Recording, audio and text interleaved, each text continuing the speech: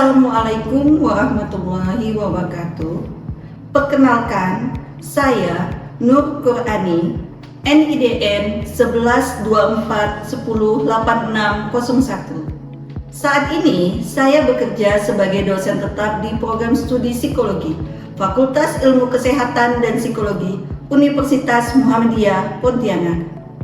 Izinkan saya pada kesempatan kali ini untuk mendeskripsikan pernyataan diri dosen dalam unjuk kerja Tridharma Perguruan Tinggi PDD UKT PT bidang pengajaran sebagai syarat untuk mengikuti sertifikasi dosen tahun 2025. Saat ini saya mengajar menerapkan 3 komponen utama dalam pembelajaran DIA, Delivery Interaction Assessment. Adapun materi pembelajaran dalam mata kuliah prinsip-prinsip belajar yaitu 1. Pengantar, kontrak perkuliahan, pengertian psikologi belajar, ruang lingkup dan metode psikologi belajar, tujuan psikologi belajar, manfaat psikologi belajar, perbedaan psikologi belajar dengan psikologi pendidikan. Yang kedua, memahami konsep belajar yaitu pengertian belajar, ciri-ciri belajar, tujuan belajar, prinsip belajar, proses belajar, karakteristik belajar, jenis-jenis belajar, aktivitas-aktivitas belajar. Yang ketiga, teori belajar behavioristik, teori belajar kognitif, teori belajar humanistik. Yang keempat, motivasi belajar. Yang kelima, kesulitan belajar. Yang keenam, teori belajar konstruktivisme. Yang ketujuh, teori belajar transfer of training dalam belajar. Yang kedelapan, experiential learning. Yang kesembilan, prinsip-prinsip reinforcement and punishment. Yang kesepuluh, pengaruh psikologi belajar dalam dunia pendidikan. Selanjutnya, metode pembelajaran yang digunakan pada mata kuliah prinsip belajar yaitu 1. Ceramah, 2. Diskusi, 3. Tanya jawab. Adapun metode ceramah dan studi kasus tatap muka ini masuk dalam metode ceramah secara luring di kelas secara langsung. Yang kedua, forum diskusi interaktif, di mana di dalam kelas melalui diskusi kelompok dengan melakukan studi kasus pada jurnal terkait materi teori belajar konstruktivisme. Yang ketiga, tanya jawab. Tanya jawab di sini yaitu mengenai materi yang diberikan pada tiap pertemuan dengan metode bertanya dan respon atau disingkat BR. Strategi pembelajaran interaktif yang dilakukan di kelas dalam bentuk tanya jawab, diskusi, dan tugas. Adapun mata kuliah yang saya ampu adalah prinsip-prinsip belajar.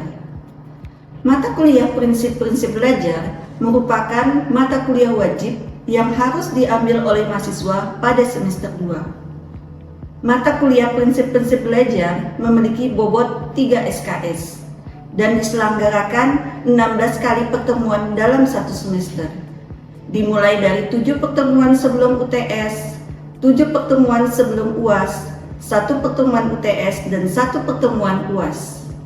Adapun tujuan mata kuliah prinsip-prinsip belajar yaitu mahasiswa mampu memahami, menganalisis, dan mengaplikasikan prinsip-prinsip dasar dalam proses belajar berdasarkan teori dan hasil penelitian psikologi, sehingga dapat digunakan untuk merancang dan mengevaluasi proses pembelajaran secara efektif. Mata kuliah prinsip-prinsip belajar terdiri dari 5 CPL atau capaian pembelajaran lulusan, yaitu 1. Pada aspek sikap, menunjukkan sikap bertanggung jawab atau pekerjaan di bidang keahliannya secara mandiri.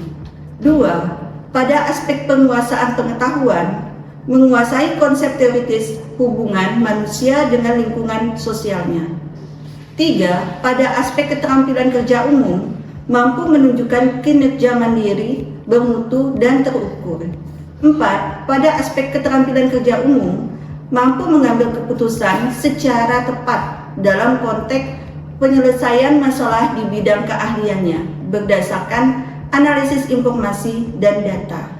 Kelima, pada aspek keterampilan kerja khusus, mampu menganalisis persoalan psikologis, non-klinis, dan pengenalan perilaku, serta menyajikan alternatif pemecahan masalah yang sudah ada. Adapun CPMK atau capaian pembelajaran mata kuliah dalam mata kuliah prinsip-prinsip belajar, yaitu pertama, mahasiswa mampu memahami prinsip-prinsip teori belajar. Yang kedua, mahasiswa mampu menganalisa dan mengevaluasi tentang berbagai prinsip teori belajar.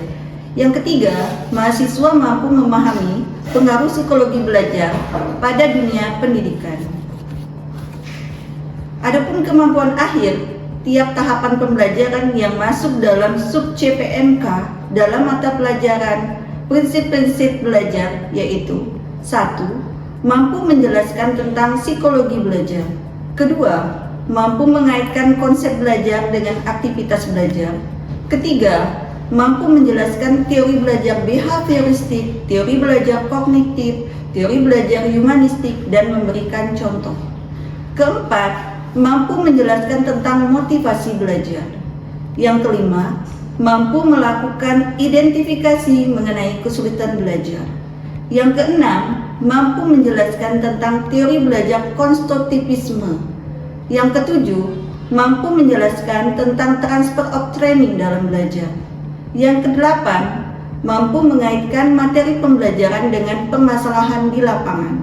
Yang kesembilan, mampu menjelaskan dan memberi contoh prinsip-prinsip penguatan dan punishment. Yang ke-10, mampu melakukan analisis tentang pengaruh psikologi belajar dalam dunia pendidikan. Sistem penilaian mata kuliah prinsip-prinsip belajar pertama adalah asesmen sebagai berikut. Yang kedua, dengan distribusi nilai. Yang ketiga, dengan kategori nilai. Adapun pelaksanaan mata kuliah prinsip-prinsip belajar dilakukan secara tatap muka atau luring di ruangan kelas. Untuk mencapai interaksi dua arah, saya menggunakan metode diskusi, tugas, dan tanya jawab.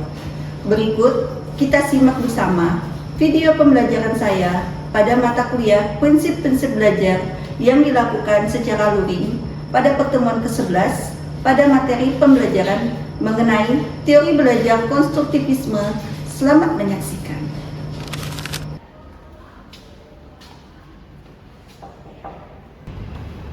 Assalamualaikum.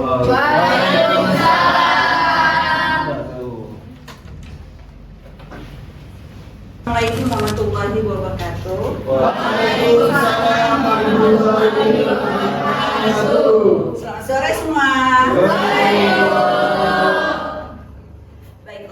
Sebelum memulai perkuliahan pada sore hari ini, marilah bersama-sama kita berdoa menurut agama dan kepercayaan masing-masing. Berdoa mulai.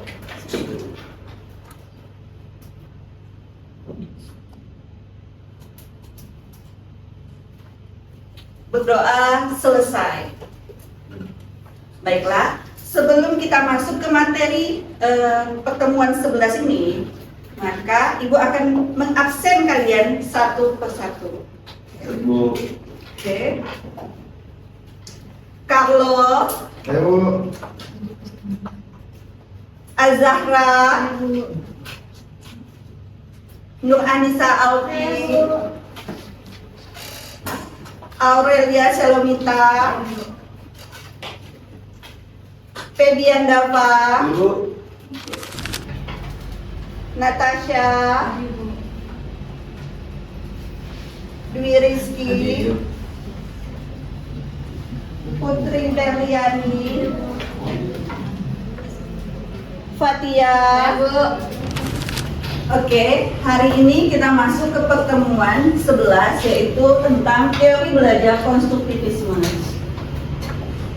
Teori belajar konstruktivisme ini adalah suatu pendekatan di mana siswa secara individual menemukan informasi yang kompleks, memeriksa informasi dengan aturan yang ada, dan merevisinya bila perlu.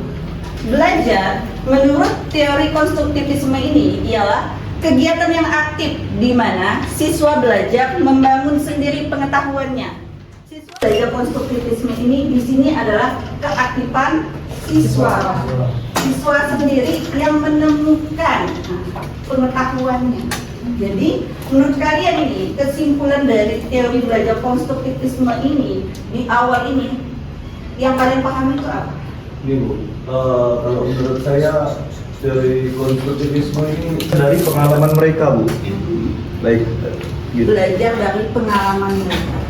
Jadi di sini bukan hanya belajar dari pengalamannya ya sebenarnya, tapi di sini pengetahuan siswa itu kan berkaitan dengan kognitif siswa. Jadi apa yang berkembang di dalam diri siswa itu kognitifnya, pola pikirnya. Di situ. Namun siswa itu dikatakan aktif bila aktif di kelas. seperti apa contohnya? Misalnya ada dosen mau nanya, itu kita jawab. Oke, Atau kamu menjawab, Ya. terus Pertanyaan, bertanya, bertanya, terus berdiskusi. aktif berdiskusi. Selain itu mampu menyampaikan pendapat. Apa lagi? Dikatakan siswa itu aktif di kelas. tak mengikuti pelajaran dengan Baik. konsentrasi Bu, misalnya Bu. Contohnya, kalau siswa dikatakan konsentrasi. Dia mendengarkan penjelasan dari gurunya dan mengerti maksud penjelasan dari gurunya Bu. Berarti di teori belajar konstruktivisme ini siswa itu dikatakan aktif tadi jika dia bisa merespon ya. Ya Bu. Gurunya yang baik bertanya, menjawab, berdiskusi, mengerjakan tugas yang diberikan guru sehingga perkembangan kognitifnya Bertumbuh. berkembang ya, berubah dari yang awal konstruktivisme. Siswa memiliki motivasi. Apa yang kalian ingat tentang motivasi?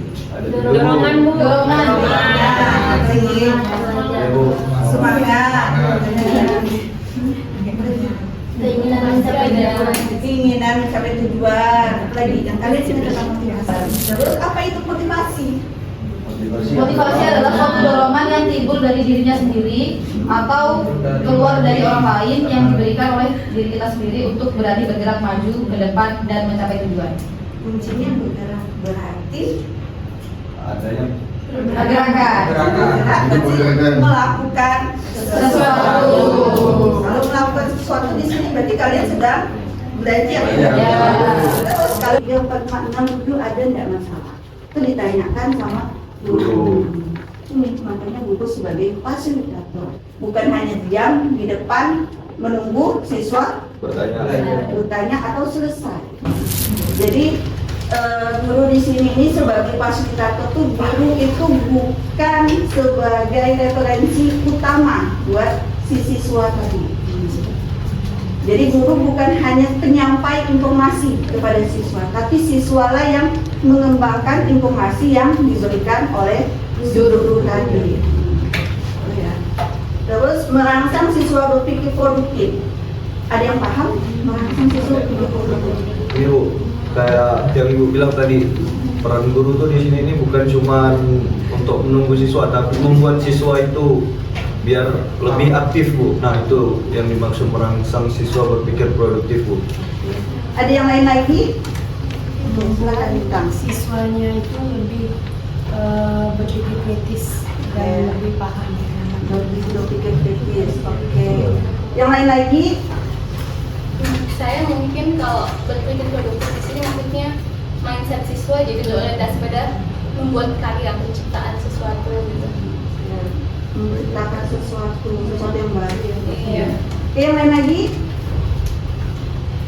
Tadi berpikir kritis. Selain berpikir kritis, apa katanya itu? Kan setiap kelompok itu tadi kan punya dikasih permasalahan itu sudah belajar. Jadi gimana setiap kelompok itu bisa menyelesaikan permasalahan itu dengan sekreatif Mungkin. Nah, inovatif Bisa Bu. terus ada inisiatif enggak? Tentu ada. Harusnya ada. Jadi membantu siswa adalah mengekspresikan dan merangsang siswa berpikir produktif tadi. Selanjutnya membantu siswa dalam mengekspresikan idenya. Ada yang bisa dijelaskan? Saya membantu siswa dalam mengekspresikan ide itu Bu, kayak si siswa dia pengen belajar tuh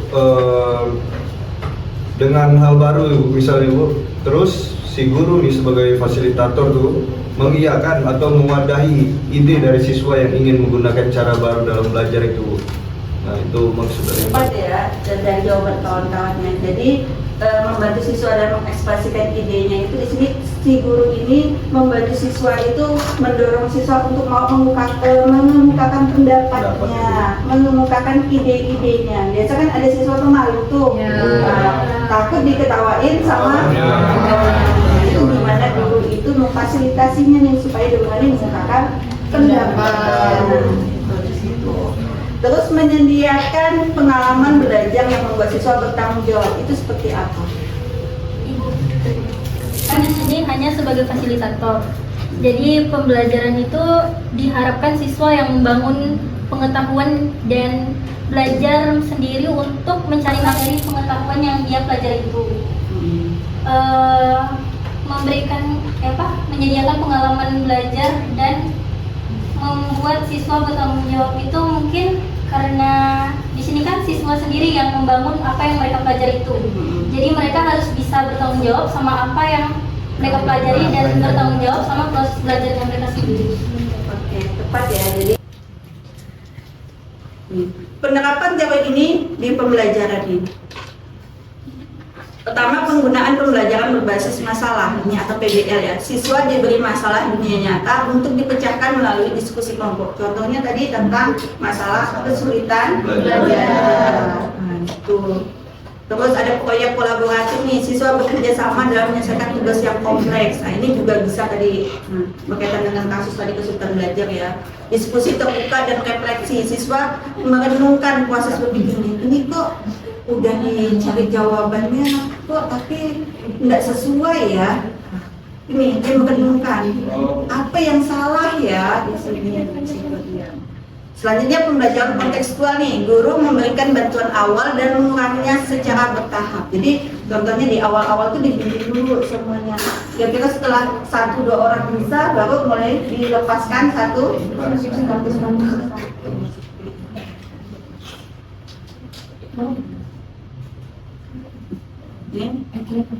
Ini ada tugas, oke. Dimana silakan kalian buat kelompok terdiri 4 orang dalam satu kelompok. Silakan kalian buat. Habis itu diskusi 30 menit. Habis itu di presentasi.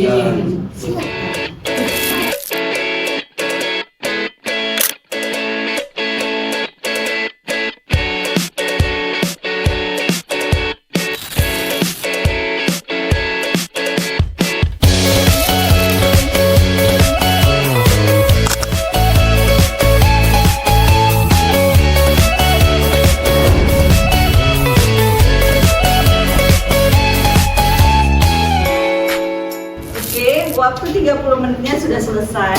Silahkan kelompok yang ingin mempresentasikan hasil diskusinya, silahkan tunjuk tangan. Silahkan Mbak Tia, kelompoknya Presentasikan tentang hasil diskusi dari kelompok kita.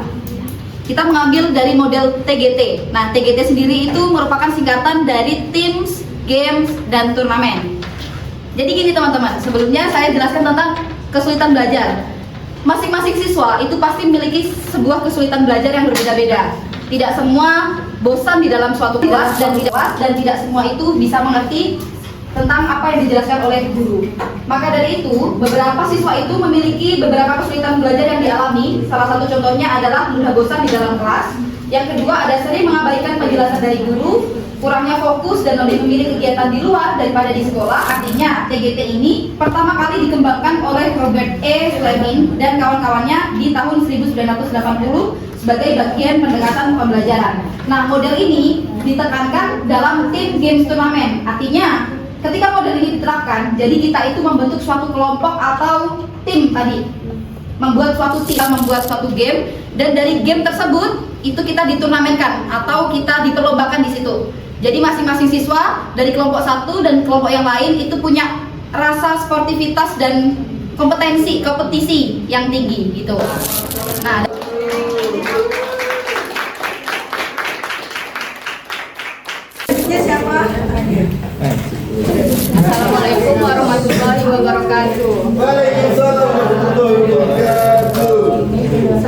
Metode make a match adalah salah satu strategi pembelajaran yang berpusat pada siswa dan menerapkan prinsip-prinsip konstruktivisme. Metode ini melibatkan aktivitas mencari pasangan kartu yang sesuai, baik berupa konsep, gambar, atau informasi lainnya. Selanjutnya, ini ada langkah-langkah dalam melakukan metode ini. Yaitu yang pertama, guru menyiapkan kartu soal, ada 2 gitu. Yang satunya pertanyaan dan satunya lagi itu berupa jawaban. Setelah itu, guru membagikan kartu-kartu tersebut kepada para siswanya dan setiap siswa hanya mendapat 1 kartu. Dan yang ketiga, siswa mencocokkan dari pasangan kartu yang lainnya dari yang pertanyaan dan jawaban itu. Setelah itu, semua siswa menemukan pasangan kartu yang sesuai dan terakhir berdiskusi bersama-sama antara guru dan siswa. Dan kesimpulannya, strategi make a match terbukti efektif dalam membantu mengatasi berbagai kesulitan belajar. Metode ini meningkatkan kepercayaan diri subjek dalam mengerjakan soal, membantu mengingat materi dengan lebih baik melalui penggunaan visual, serta meningkatkan motivasi belajar dan menghindari pengaruh negatif dari teman sebaya melalui diskusi kelompok.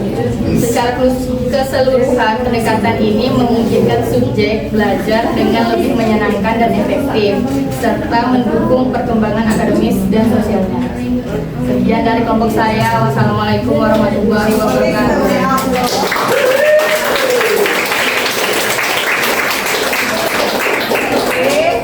Dari semua presentasi ini, kita bisa menyimpulkan bahwa ternyata strategi pembelajaran, terutama teori belajar konstruktivisme itu efektif diterapkan dalam pembelajaran. Oke, kita akhiri pertemuan ini dengan melafazkan hamdalah.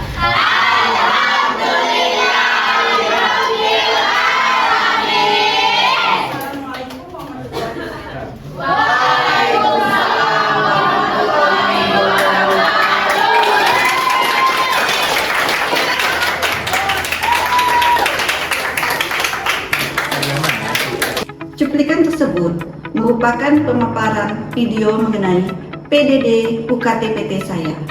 Referensi yang digunakan dalam mata kuliah prinsip-prinsip belajar yaitu sebagai berikut.